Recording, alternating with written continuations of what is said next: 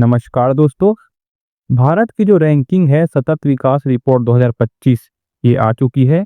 ये current affair से संबंधित टॉपिक है जो आपके एग्जाम में पूछे जा सकते हैं, तो इसको जानना आपके लिए जरूरी है। ठीक है, तो आज हम देखेंगे क्या है सतत विकास। सतत विकास में भारत की रैंकिंग क्या है, 2024 में क्या रैंकिंग थी, 2025 में क्या रैंकिंग थी, इसका लक्ष्य क्या होता है, ये सभी को देखेंगे। तो इस 5 मिनट की वीडियो में आपको सब चीज कवर कराऊंगा, साथ में 20 क्वेश्चन कराऊंगा, जिससे आपका ये टॉपिक है सतत विकास वो कभी भी गलत नहीं जाएगा।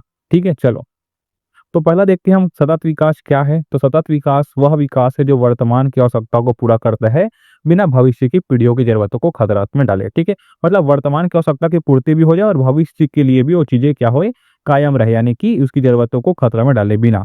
इसमें आर्थिक, सामाजिक और पर्यावरणीय संतुलन बनाए रखने पर जोर दिया जाता है।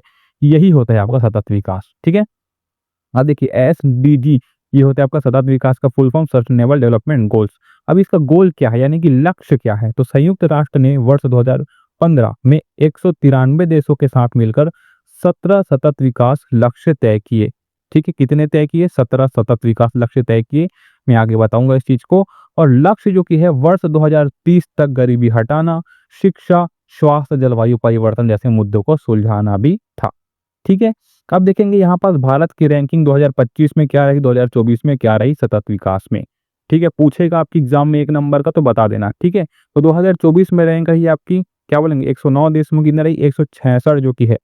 166 में टोटल 109 रही आपकी स्कोर किसकी, भारत में 2024 की, है ना, यानी कि लगभग 60 अंक। लेकिन 2025 में ये टोटल किस में आ गई है, 99 में आ गई, यानी कि 100 के अंदर में आ गई, टॉप 100 में आ गई है। 167 देशों में 99 पे आ गई है हमारा भारत, जो कि 67 अंक प्राप्त किया है। ठीक है, इस बार की में 2025 के में यहाँ पास आप देख सकते हैं। अच्छे से याद रखना ये डिजिट को, टोटल 99 देशों में आया, मतलब 99 नंबर की रैंकिंग बनी है भारत की, यानी कि 100 नंबर के अंदर आ गया है। ठीक है, चलिए अब देखिए भारत जो कि पहली बार टॉप 100 में शामिल हुआ, ये मैंने बता दिया है। अब इस रैंक के सुधार क्या है, ये पूछ लेगा आपके एग्जाम में। क्या बोलोगे कि स्वच्छ भारत मिशन, हर घर जल योजना था, उज्ज्वल योजना था, राष्ट्रीय सौर मिशन जैसे अभियानों से SDG लक्ष्यों में सुधार हुआ। ठीक है, सतत विकास के लक्ष्यों में सुधार हुआ। नीति आयोग ने राज्यवार SDG के प्रदर्शन रिपोर्ट जारी की, जिससे राज्य सरकार सतर्क और सक्रिय हुई। ठीक है, तो ये चीजें आप याद में रखेंगे। ये डाटा याद रखें कि 99 नंबर पे भारत आया, यानी कि 100 के अंदर आया है, टॉप 100 में आ गया। ठीक है, अब देखेंगे यहाँ पास कि दक्षिण एशिया में भारत की स्थिति कैसी है। तो भारत ने बांग्लादेश, पाकिस्तान और नेपाल की तुलना में बेहतर प्रदर्शन किया है। यह क्षेत्र जलवायु परिवर्तन, लैंगिक असमानता और गरीबी से सबसे ज्यादा प्रभावित है। इसलिए भारत की प्रगति महत्वपूर्ण उपलब्धि मानी जाती है। ठीक है, चलो अब कुछ क्वेश्चन जो आपके एग्जाम में पूछे जा सकते हैं, संभावित बनते हैं, उसको देख लेते हैं कि भारत की रैंक सतत विकास रिपोर्ट 2025 में क्या रही। तो 99 रही, याद रखेंगे। भारत ने सतत विकास रिपोर्ट 2024 की तुलना में कितनी रैंक का सुधार किया, तो 10 का। पहले कितने थी आपको पता है, आपको मैं बताया था पहले कितने थी आपकी, 109 थी, है ना। इस बार कितनी हो गई, 99 हो गई, तो 10 का सुधार हो गया। ठीक है, देखिए अगले आपका भारत में SDG यानी कि सतत विकास, इसकी निगरानी कौन रखता है, तो नीति आयोग रखता है, ये पता होना चाहिए आपको। और भारत को 2025 की SDG रिपोर्ट में कितने अंक मिले, तो 67 अंक मिले। ये चीज मैंने आपको तरीके से बता दी है। ठीक है, अब क्या करेंगे हम, 20 क्वेश्चन दोस्तों, 20 क्वेश्चन इस सतत विकास से संबंधित कर लेते हैं, है ना। देखिए सतत सतत विकास का मुख्य उद्देश्य क्या है, फटाफट बताऊंगा आपको, 5 मिनट में खत्म हो जाएगी वीडियो। सतत विकास का मुख्य उद्देश्य क्या है, आर्थिक, सामाजिक, पर्यावरण संतुलन। ऑप्शन नंबर सी यहाँ पास सही हो जाएगा। ठीक है, चलो अगला है सतत विकास लक्ष्य संयुक्त राष्ट्र द्वारा कब अपनाया गया, तो कब अपनाया गया, 2015 को अपनाया गया। ऑप्शन नंबर बी सही हो जाएगा। अगला देखिए भाई, सतत विकास लक्ष्य कितने हैं, इसके 17 लक्ष्य याद में रखेंगे। गरीबी उन्मूलन, गुणवत्तापूर्ण शिक्षा, स्वस्थ ऊर्जा, ये सभी चीजें शामिल है। 17 जो सतत विकास के लक्ष्य है, ऑप्शन नंबर सी यहाँ पास सही हो जाएगा। ठीक है, चलो अगला है सतत विकास लक्ष्य प्राप्त करने की अंतिम तिथि क्या है, 2030 है, याद रखेंगे। UN ने कितना किया है, 2030 तक इसको किया है। ठीक है, चलो अगला है भारत में SDG की निगरानी कौन करता है, मैंने पहले बता दिया, नीति आयोग करता है। ठीक है, चलो अगले है आपका SDG का उद्देश्य क्या था, पहला SDG फर्स्ट का उद्देश्य क्या था, तो गरीबी हटाना था, याद रखेंगे।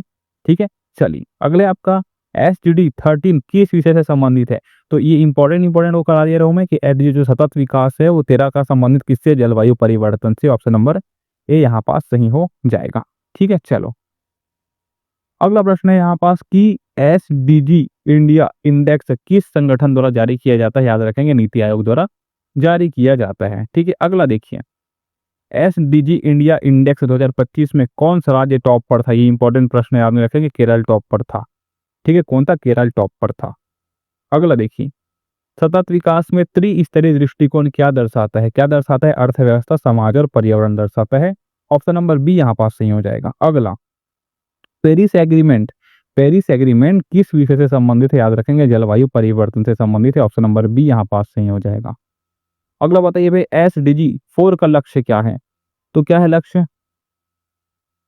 तो गुणवत्तापूर्ण शिक्षा है। ठीक है, ऑप्शन नंबर बी यहाँ पास सही हो जाएगा।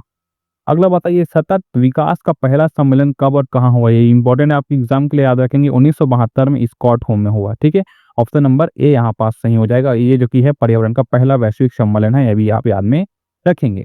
अगला देखेंगे भाई कि क्वेश्चन नंबर 14 है, भारत का कौन सा मिशन सतत ऊर्जा विकास से संबंधित है? क्या बोलोगे? राष्ट्रीय सौर मिशन। ऑप्शन नंबर सी यहाँ पास सही हो जाएगा। अगला है एसडीजी 6 किससे संबंधित है? तो याद रखेंगे, स्वच्छ जल और स्वच्छता से संबंधित है। ऑप्शन नंबर ए यहाँ पास सही हो जाएगा। ठीक है, अब देखिए, सतत विकास में एजेंडा 21 क्या है?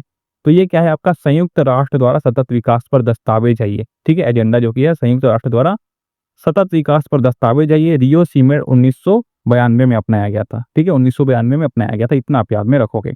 अगला, सतत विकास के लिए किस प्रकार की ऊर्जा को बढ़ावा दिया जाता है? याद में रखेंगे, नवीनीकरण ऊर्जा को बढ़ावा दिया जाता है। ऑप्शन नंबर सी यहाँ पास सही हो जाएगा।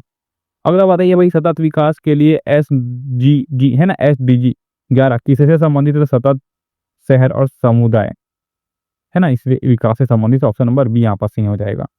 अगला है, लाइफ मिशन की शुरुआत किसने की? नरेंद्र मोदी ने की 2011 में। कोप सम्मेलन 26 सम्मेलन में की थी नरेंद्र मोदी ने 2021 में। ठीक है, चलो अच्छा, लास्ट प्रश्न है, 2025 तक भारत का सतत विकास लक्ष्य क्या है? 2025 तक भारत का जो सतत विकास लक्ष्य था वो क्या था? यहाँ पास 100% सतत ऊर्जा, हरित भारत मिशन पूर्ण और एसडीजी में शीर्ष 50 देशों में शामिल होना, लेकिन कितने में शामिल हो पाया? 100 देशों में शामिल हो पाया। तो ये सभी विकल्प क्या है? सही है।